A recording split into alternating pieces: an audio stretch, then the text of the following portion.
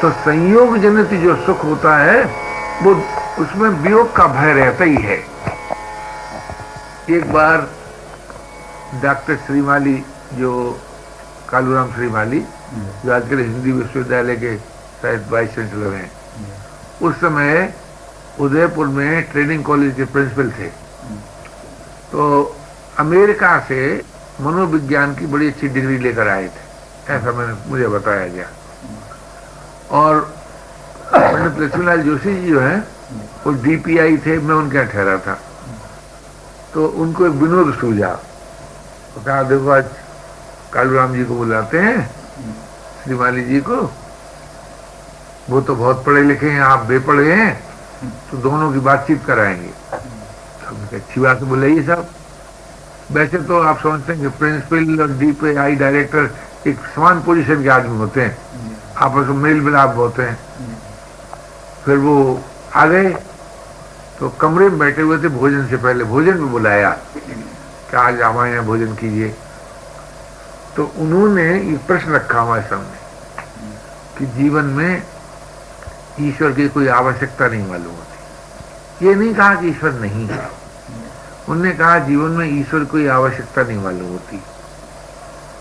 तो हमने कहा, श्रीमाली जी ने प्रश्न रखा, हमने कहा मुझे तो जीवन में ईश्वर ही की आवश्यकता मालूम होती, क्योंकि मैं तो दुख से आगे बढ़ा था, वो सुखी थे। तो बोले क्या? हमने कहा संयोग की दास्ता और वियोग का भय मिट सकता है क्या किसी प्रकार से? किसी परिस्थिति के आश्रय से, किसी योग्यता के आश्रय से, किसी सामर्थ्य के आश्रय से संयोग की दास्ता और वियोग का भय मिट सकता है क्या? तो कौन कहेगा मिट सकता है? तो ये नहीं कहता हूं। तो मैंने कहा कि उन्होंने ये मैंने कहा देखो, लोक से अतीत यानी सृष्टि से परे ईश्वर की बात कही जाती है ना, बल्कि ईश्वर की बात तो और एक बीच में होता है, यह से परे मैं और मैं से परे है। यानी अध्यात्म जीवन के अंत में ईश्वरवाद आता है। एक भौतिक जीवन, एक अध्यात्म जीवन, एक आस्तिक जीवन। तो भौतिक जीवन है विश्व के साथ अभिन्नता करके, उसकी सेवा में रत होकर के आत्मख्याति पाना है, और उसके बाद अध्यात्म जीवन अचाह होकर के अपने में संतुष्ट होना, और उसके बाद आस्तिक जीवन प्रेमी होकर के प्रेमास्पद को पाना। तो मैंने कहा कि मुझे तो ईश्वर ही की आवश्यकता मालूम होती है। यानी अध्यात्म जीवन से भी संयोग की दास्ता वियोग का भय मिटता है, तो उसमें भी तो एक दृश्य से अतीत के जीवन की बात हुई ना, उसका नाम मैं रख लिया। तो अब जब मेरी आवश्यकता है तो मैं तो ईश्वर को ही स्वीकार करूंगा ना। तो ये नहीं मैं कह सकता कि उन्होंने मेरी बात को मान करके और कहा हाँ आप ईश्वर मानने की जरूरत है। ये तो वो सुना चुप रहो गए, कोई बात विवाद तो था ही नहीं, हार जीत तो कुछ थी नहीं, कोई सिखाना सीखना था ही नहीं। एक मैत्री भाव से बातचीत हो रही थी। फिर हम लोगों ने भोजन किया, फिर उन्होंने हमको अपने कॉलेज में बुलाया। जब कॉलेज में बुलाया तो तो चूंकि प्रिंसिपल थे, ट्रेनिंग कॉलेज था, तब उन्होंने अपने साथियों से और विद्यार्थियों से ये कहा कि आप लोग स्वामी जी से जीवन की समस्याओं पर बातचीत कीजिए। स्वामी जी ने जीवन की अध्ययन किया है। तो कुछ उनको अच्छा लगा, तभी तो बुलाया, नहीं क्यों बुलाते। तो मैं ये निवेदन कर रहा था कि अपनी कल्पना करें किसी भी दृश्य की, किसी भी परिस्थिति की, क्या उसमें स्थिति सिद्ध होगी? ये हमको बड़े बड़े मनोराज्य हुए हैं। आजकल कोई साधक ऐसे कहने को तो राजी है नहीं, होते तो सबको होंगे, पर हमको हुए हैं। तो किसी भी मनोराज्य से ऐसा नहीं पता लगता कि अच्छा जब ऐसा हो जाएगा अब कोई अभाव नहीं रहेगा। ऐसा है क्या? तो या तो ये मानो कि हम अभाव में पीड़ित रहने के लिए पैदा हुए संसार में जी, तो ये मानव संज्ञा तो ही नहीं, ये तो भोग की संज्ञा हुई। जबकि हमारे सामने भोग के साथ साथ योग का भी प्रश्न है। योग तो संसार से संबंध टूटने से न होता है, भोग संसार के संबंध जुड़ने से होता है। तो संसार का संबंध तोड़ने में भी जीवन है और संसार से संबंध जोड़ने में भी जीवन है। ये दोनों बातें सामने रखें तो योग की मांग आ जाएगी कि नहीं? क्या राय? अब योग की मांग पूरी होती है, इस बात में तो आस्था ही हेतु है, विश्वास हेतु है। कैसे पूरी होती है? भोग की रुचि नाश होने से। तो या तो भोग की रुचि का नाश करके योग का अनुभव करो, या साधक की वाणी में विश्वास करो। और योग की मांग क्यों पूरी हो सकती है? कि योग वस्तु के द्वारा नहीं होता। वस्तु का उसमें सहयोग नहीं है, व्यक्ति का उसमें सहयोग नहीं है, परिस्थिति का उसमें सहयोग नहीं है, बल्कि भोग का बीज जो वासना है उसके त्याग से योग की प्राप्ति होती है। वासनाओं के त्याग से योग की प्राप्ति होती है। ये एक योग प्राप्ति का उपाय बताया गया। तो वासना का त्याग से नहीं होती है तो त्याग करके देखोगे तब कहोगे नहीं होती है। अब कोई कैसा वासना का त्याग तो बड़ा कठिन है, तो मैं कहता हूँ वासना की पूर्ति के आसान है। क्या रहे? वो भी आसान है, वो तो संभव ही नहीं है। सभी वासनाएं हमारी पूरी हो जाएं ये तो संभव ही नहीं है। तो वासना की पूर्ति संभव नहीं है और वासना की निवृत्ति कठिन है। तो कठिन से असंभव की अपेक्षा कठिन ज्यादा सगम पड़ी कि नहीं? ये इन एक तरफ तो निर्णय हुआ कि तो असंभव है। सभी वासनाओं की पूर्ति हो जाए ये सर्वथा असंभव है, संभव ही नहीं है। लेकिन वासनाओं के नाश से योग की प्राप्ति होती है, ये संभव है। तो योग की मांग में ये ताकत है कि भोग की वासना टूट जाएगी। हमें वो जीवन मिल सकता है जिसमें दुख का प्रवेश नहीं है, हमें वो जीवन मिल सकता है जिसमें अभाव नहीं है, हमें वो जो मिल सकता है जिसमें निरस्ता और जड़ता नहीं है, जिसमें पराधीनता और आसक्ति नहीं है, वो जीवन हमें मिल सकता है। अगर इस बात पर हमारी आस्था हो जाए, ये आस्था उस जीवन के मांग से भी हो सकती है और दुख के प्रभाव से भी हो सकती है। और सुख रहेगा नहीं, क्यों? अपने लिए नहीं है यूं। इसमें बड़ा भारी विज्ञान है। सुख क्यों नहीं रहता? क्योंकि अपने लिए नहीं है। तो क्यों आता है? तो दूसरों की सेवा कराने के लिए आता है। इसलिए मानव सेवा संघ ने इस बात पर बहुत जोर दिया है कि भाई देखो, जिस अंश में तुम सुखी हो उस अंश में अगर सेवा नहीं करोगे तो सुख चला भी जाएगा और एक भयंकर दुख दे जाएगा। अगर सुख काल में सेवा करते रहोगे तो दुख आएगा ही नहीं, क्योंकि जिसने वस्तु का सुख भोगा है उसी को न हानि का दुख होगा, जिसने व्यक्ति का सुख भोगा है उसी को न वियोग का दुख होगा, और जिसने सेवा भाव से सब काम किया उसे क्यों दुख होगा? क्या राय है जी? नहीं होगा, कभी नहीं होगा। इसलिए सुख अपने लिए नहीं है, ये बात अगर किसी तरह समझ में आ जाती और हम स्वीकार कर लेते तो जिस अंश में सुखी होते उस अंश में सेवा करते रहते, सुख बांटते रहते। और जैसे जैसा आप सुख बांटते जाते हैं वैसे ही परपीड़ा से हृदय कृणित होता जाता है, क्योंकि सुख इतना कम है और दुख इतना अधिक है कि उसकी निवृत्ति तो होती ही नहीं। कभी होती है क्या? नहीं। जी, निवृत्ति होती नहीं। सुख सुख चुख थोड़ी मात्रा में, दुख ज्यादा मात्रा में, निवृत्ति इसलिए होती नहीं। और हर सुख का भोगी विवश होकर दुख भोगने न पड़ता है उसे।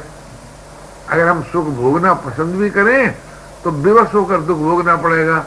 तो सुख के भोग से आरंभ में दुख होता है। देखिए, अभी किसी को भूख लगी होगी तो पहले भूख लगने का दुख होगा कि भोजन का सुख मिलेगा? दुख हो, पहले दुख हुआ ना, भूख का दुख हुआ, और फिर कहीं रुचिकर भोजन मिल गया, रुचिकर और खिलाने वाले में बड़ा प्यार, और कहीं दावत के रूप में मिल गया बिना पैसा खर्च किए तो और अच्छा लगता है कि नहीं?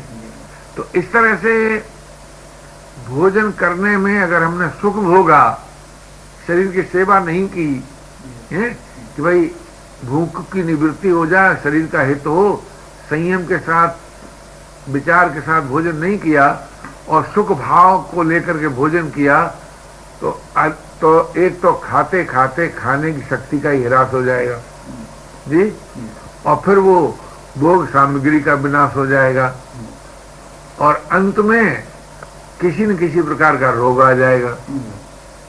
तो अब आप देखिए सुख भोगने का परिणाम क्या हुआ, कितना दुख हुआ। आरंभ में दुख था, फिर अंत में दुख हो गया, परिणाम में दुख हो गया, दुख ही दुख रहा। तो हर सुख का भोग एक भयंकर दुख में आबद्ध करता है। ये बात अगर समझ में आ जाए हमारे, और सुख भोग से अरुचि हो जाए, और जिसको सर्व दुखों की निवृत्ति कहते हैं, अथवा जिसको परमानंद की प्राप्ति कहते हैं, उसकी मांग जग जाए, दुखों की अत्यंत निवृत्ति की मांग हमारी मांग हो जाए, परमानंद की प्राप्ति की मांग हमारी मांग हो जाए जी, तो हम बड़ी सुगमता पूर्वक उस जीवन को, क्योंकि वो जीवन जो है जहाँ दुखों की अत्यंत निवृत्ति है, वो किसी परिस्थिति से संबंध ही नहीं रखता कि आप ग्रेजुएट हैं कि बेपढ़े हैं, कि आप पैसे वाले हैं कि गरीब हैं, आप उच्च वर्ण में पैदा हुए हैं कि नीचे वर्ण में पैदा हुए हैं, आपकी परिस्थिति कैसी है, कि इससे संबंध ही नहीं है उसका, क्योंकि वो तो सभी परिस्थितियों से अतीत है, सभी परिस्थितियों से अतीत होता है। उसकी प्राप्ति कैसे होती है? परिस्थिति से तादात्म्य टूटने से, परिस्थिति की कामना छूटने से होती है। तो परिस्थिति से तादात्म्य कैसे टूटेगा? परिस्थिति के सदुपयोग करने से। सदुपयोग क्या करेंगे? सुख में त्याग, सेवा और दुख में त्याग अपनाएंगे, यानी सेवा और त्याग से प्रत्येक परिस्थिति का सदुपयोग हो जाएगा। और किसी प्रकार से परिस्थिति का सदुपयोग हो ही नहीं सकता। सेवा करो भाई तब भी हो जाएगा, त्याग करो तब भी हो जाएगा। सेवा किस अंश में करो? जिस अंश में सुखी हो। त्याग किस अंश में करो? जिस अंश दुखी हो। यानी अचाव होने से और दूसरे काम आने से। अगर इसको बिल्कुल अपनी बोलचाल की भाषा में बोलें तो दूसरों के काम आओ और अचा हो जाओ। आप परिस्थितियों से अतीत के जीवन में प्रवेश हो जाएगा। अब वो हम ये नहीं कहते कि हमारे काम आओ, पति बनकर पत्नी के काम आओ, लेकिन फिर पत्नी से अपने काम मतलब भाई अच्छा हो जाओ। पिता बनकर पुत्र के काम आओ, फिर भैया अपने लिए ऐसा हो जाए, पुत्र से ऐसा मत करो।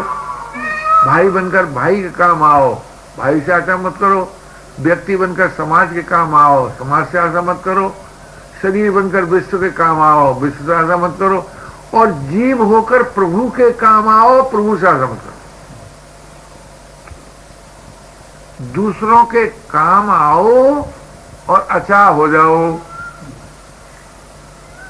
ये बात आपको कैसी मालूम होती है? बहुत अच्छा, सिद्धांत तो मिल गया। अब औषधि का पता चल गया, रोग का पता चल गया। अब भाई आरोग्यता, तो जब सेवन करेंगे तो आरोग्यता भी प्राप्त हो जाएगी। पथ्य पूर्वक औषधि का सेवन करेंगे तो आरोग्यता प्राप्त हो जाएगी। भलाई का फल नहीं चाहिए, बुराई करना नहीं है, ये पथ्य हो गया।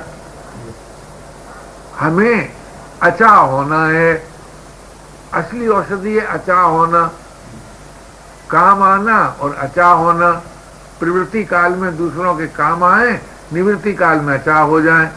तो प्रवृत्ति के से तो विद्यमान राग की निवृत्ति होगी और अचाह होने से नवीन राग पैदा नहीं होगा। अतः हम सब राग रहित हो जाएंगे और राग रहित होने से योगवित हो सकते हैं, आत्मवित हो सकते हैं, ब्रह्मवित हो सकते हैं। योग का आनंद मिल सकता है, आत्मा का आनंद मिल सकता है, परमात्मा का आनंद मिल सकता है। ये जीवन का सत्य है। इसलिए काम आओ कुछ न चाहो, काम आओ कुछ न चाहो, यही जीवन का ध्रुव सत्य है, अखंड सत्य है। इस सत्य को स्वीकार करना ही होगा। और अचाह होने से आपको स्वाधीनता मिलेगी, निर्विकारता मिलेगी, जीवन मुक्ति मिलेगी।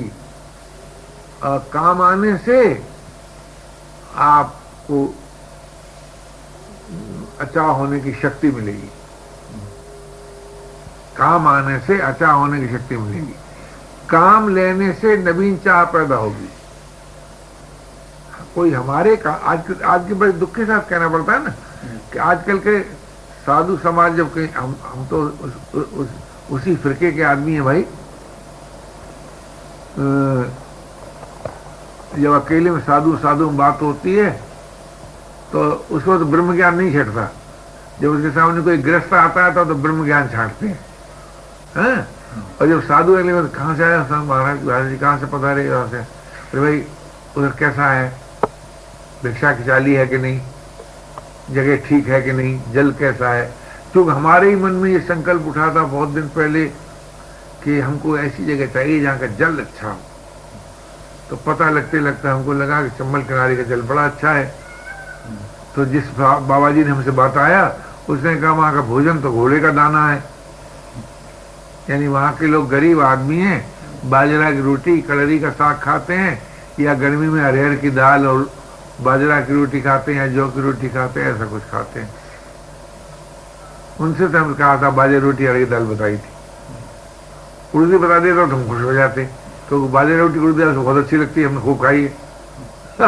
उससे कहा अरहर की दाल मिलती है, बाजरा रोटी मिलती है, तो कोई बात नहीं।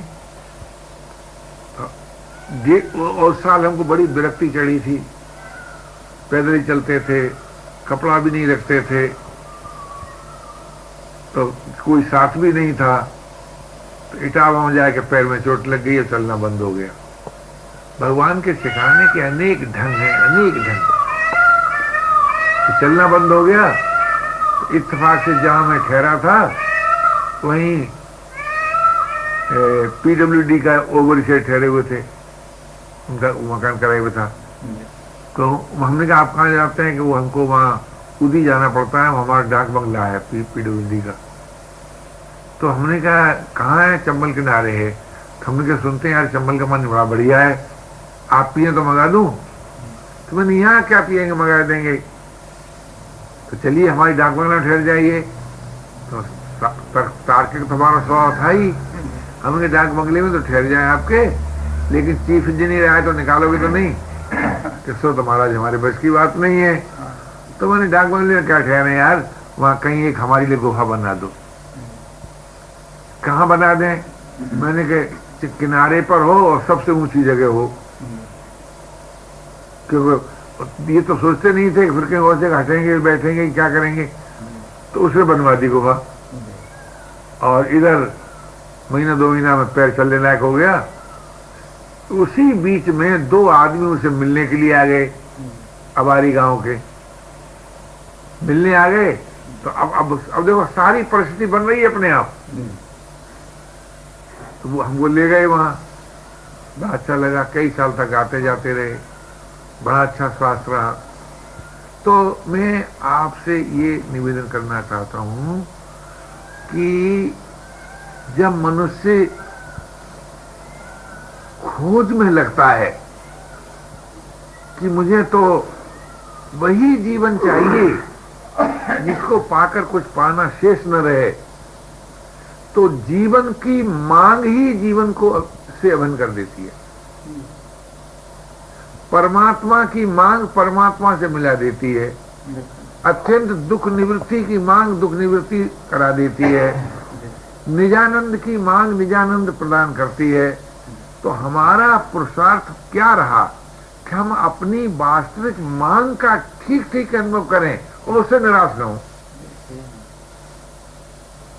ये सबके लिए सुलभ है, यानी जरूरत को महसूस करना और उससे निराश न होना, ये तो सबको सुलभ है।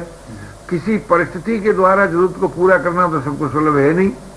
ये तो ये जो आपने कहा हमारी आसक्ति क्यों नहीं मिटती है, वो इसलिए नहीं मिटती है कि हमने वास्तविक आवश्यकता का अनुभव नहीं करते हैं और उसमें आस्था नहीं रखते हैं कि पूरी हो जाएगी। अव्वल तो अनुभव नहीं करते, अनुभव कर भी लें, अरे भाई हम साधारण आदमियों कैसे पूरी हो जाएगी, ये तो बड़े बड़े ऋषि मुनियों की होती होगी, कभी कभी जन्म जन्मांतर में होती होगी। बहुत से बहाने हैं, हमारे इतने अच्छे संस्कार कहाँ हैं, हमारे इतने अच्छे पुण्य कहाँ हैं, हमारे जीवन में इतना तप कहाँ है, हमारे जीवन में इतना त्याग कहाँ है, इस तरह के बहाने ढूंढते हैं। हम कहते हैं तप हो त्याग हो, तप और त्याग की सीमा के मिले तब ना। हम तो कहते हैं मांग अनुभव करो, त्याग अपने आप आ जाएगा। मांग अनुभव करने से काम का त्याग हो ही जाता है और काम का त्याग होने से संसार का संबंध टूट ही जाता है और संसार का संबंध टूटने से दुखों की अत्यंत निवृत्ति हो ही जाती है, जीवन मुक्ति मिल ही जाती है, भगवत भक्ति मिल ही जाती है। ऐसा है। इसलिए हमें और आपको थोड़ी थोड़ी देर बाद अपनी जीवन का अध्ययन करते हुए, अपनी वर्तमान दशा को देखते हुए हमें क्या चाहिए ये बात अवश्य अनुभव करना चाहिए अपनी दृष्टि, अपने द्वारा, अपने ढंग से। ये नहीं है सबका हुआ पड़ा कि परमात्मा चाहिए, अथवा परमात्मा शब्द की जरूरत न हो तो काहे के लिए तो कहीं परमात्मा चाहिए। लेकिन जो चाहिए उसका वो है परमात्मा ही, क्योंकि संसार में बाप और बेटा एक से नहीं देखे गए। देखेंगे क्या? नहीं। अच्छा, दो सहोदर बंधु, दो सहोदर बहनें, पति पत्नी, पिता पुत्र, यानी घनिष्ठ से घनिष्ठ संबंध हो, विषमता रहती है, एक सी हालत नहीं रहती। बाप कैसे ही है, बेटा कैसे ही है, बेटा कैसे ही है, बाप कैसे ही है। लेकिन उस जीवन में जिसमें कि विषमता नहीं है, वो संसार के संबंध टूटने से प्राप्त होता है, संसार का संबंध तोड़ने से, और कुछ नहीं। और संसार का संबंध टूटता है ज्ञान से और सेवा से। जिनसे राग है उनकी सेवा करो और बाकी ज्ञान पूर्वक अच्छा हो जाओ। और संसार का संबंध बल से तो टूटता नहीं है, ज्यादा पढ़ने लगने से टूटता नहीं है, निज ज्ञान से टूटता है या सेवा करने से टूटता है। हमने जो देखा प्रैक्टिकल रूप से ऐसा लगता है। और भाई उस जीवन की मांग तो महत् पुरुषों के संपर्क से ज्यादा सबल होती है, क्योंकि हमको भी तो किसी के संपर्क से ये बात पैदा हुई ना कि सबसे बड़ा जो सुख है वो उसी को मिलता है जो साधु हो जाता है। हमने साधु होना शब्द सुना था, त्याग बैराग अनुराग ऐसा नहीं सुना था। तो साधुओं के पास जाने लगे, एक साधु मिल गए, उन्होंने कहा भजन किया करो। तो हमने कहा भजन क्या होता है भाई? राम राम को हमने सुन रखे थे आर्य समाज के लेक्चर। तो हमने कहा राम राम में हमारा विश्वास नहीं है। तो महात्मा नाराज नहीं हुए, नहीं डांट रहे थे हमारे ये स्वभाव को देखो। अच्छा, आप थोड़े डांटते हैं? हम तो डांटते हैं बहुत, हम डांट देते हैं। अच्छा, क्या भैया तुम्हारा ईश्वर में भी विश्वास नहीं है? तो ईश्वर शब्द तो सुना था हमने जी, उसमें तो आस्था थी। तो हमने कहा ईश्वर में तो है, तो फिर क्या बात है भाई, कोई चिंता नहीं। तुम ईश्वर को मानते हो? मानता हूं। तो उसकी शरणागति स्वीकार करो। अभी नहीं कहा कि नाम लोग ध्यान करो कि मंत्र जपो, नहीं, हम तो शायद इनकार कर देते जी। तुम उसके हो जाओ। शरणागति का मतलब होता है उसका हो जाना। हे प्रभु मैं तेरा हूं, ये पहला स्टेज है शरणागति का। तुम मेरे हो, ये आखिरी स्टेज है। फल है तुम ही हो। शरणागति का फल है तुम ही हो। पहला स्टेज में मनुष्य का भय नाश होता है, दूसरे स्टेज में प्रेम उदय होता है। तो प्रेम ने प्रीतम के सिवाय किसी को देखा ही नहीं, तो शरणागति का फल है कि प्रभु ही है और कुछ किसी काल में है नहीं, हो सकता नहीं, होगा नहीं, प्रभु ही है करके प्रभु ही है, तो उससे काम चल जाता है भैया। लेकिन भाई खुद की जानो नहीं, दूसरे की मानो नहीं। जो जानो उसका आदर न करो, जो सुनो उसमें विश्वास न करो, जो कर सको उससे बचाते रहो, तो काम बनेगा जी। जो कर सकते हैं उससे पूरी शक्ति लगाए करना होगा ईमानदारी से। जो जानते हैं उसका आदर करना पड़ेगा, जो मानते हैं उसमें विकल्प है विश्वास करना पड़ेगा। और ये तीनों प्रकार की शक्तियां आपके पास हैं, करने की भी है, जानने की भी है, मानने की भी है। इन्हीं शक्तियों के द्वारा हम सबको वो जीवन कि जिसको पा करके फिर और कुछ पाना शेष नहीं रहता मिल सकता है। यानी देखिए, जानने की शक्ति बताई मैंने, ज्ञान, और मानने की विश्वास, और करने की परिस्थिति के अनुसार जो सब बल। तो किसी न किसी अंश में बल है कि नहीं किसी के पास है? और विश्वास और ज्ञान, तो बल के सदुपयोग से, ज्ञान के आदर से और विश्वास से वो जीवन मिल सकता है। इसलिए हम सबको वो जीवन मिल सकता है। मानव सेवा संघ की सबसे बड़ी देन यही है कि उसने ये कहा है कि जो सबसे ऊंचा जीवन है वो सबको मिल सकता है, उससे निराश नहीं होना चाहिए।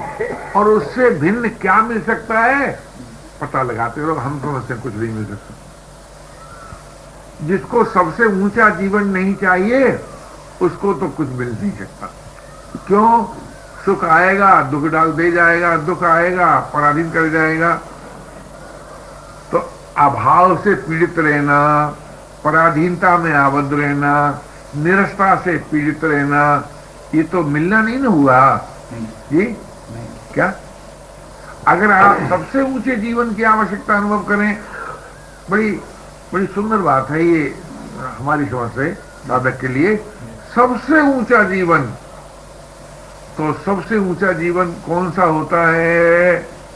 जिसका कभी नाश न हो और जो सभी के लिए उपयोगी हो। तो योग का भी नाश नहीं होता, बोध का भी नाश नहीं होता, प्रेम का भी नाश नहीं होता। तो योग बोध प्रेम चाहिए। और ईश्वर मौजूद है, मिला क्या है? बोले भोग मोह आसक्ति। हम फंसे किसमें हैं? भोग में, मोह में और आसक्ति में। चाहिए क्या? योग बोध और प्रेम। तो भोग मोह आसक्ति की निवृत्ति और योग बोध प्रेम की प्राप्ति हो सकती है। कैसे हो सकती है? कि योग की मांग से। योग की मांग से भोग की रुचि नाश होती है। भोग की रुचि नाश होने से, भोग वासनाओं के नाश होने से योग प्राप्त होता है। और जैसे जब योग प्राप्त होता है तो उसमें बोध और प्रेम रहता है।